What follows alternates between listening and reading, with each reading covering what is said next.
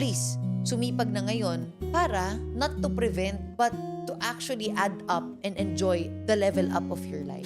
Kaya kung tatanungin mo ko, anong gagawin ko para manggigil? Wala ba kayong moment ng mag-asawa na nangangarap kayong pumunta ng Maldives together? Wala ba kayong moment mag-asawa na tara, pupunta tayo ng ganito, kakain tayo ng 5-star, Michelin star restaurant, or mag-check-in tayo sa mga 5-star hotel and we'll experience this life? Wala ka bang game plan sa kanilang couple na darating ang panahon, bibili tayo ng magandang sasakyan, SUV, magandang bahay, at magkakanegosyo na kahit may oras tayo sa isa't isa. Mag-date 24 oras, tuloy-tuloy ang negosyo at nagpapasok ng malaking pera sa bangko nila. Hindi ba yun enough reason para manggigil sila? For me, yung iba kasi, kailangan pang may mangyari talaga eh. Like, may mangyari talaga bago sumipag. Pero yung iba, utak pa lang, imagination pa lang nila, sisipag na sila. Yun yung tinatawag na positive reinforcement and negative reinforcement. Pagka positive reinforcement kind of person ka, kailangan, mga vision mo, ma-reinforce eh. Parang, sige, dahil sa pangarap ko. Yung iba, ang gusto, negative reinforcement.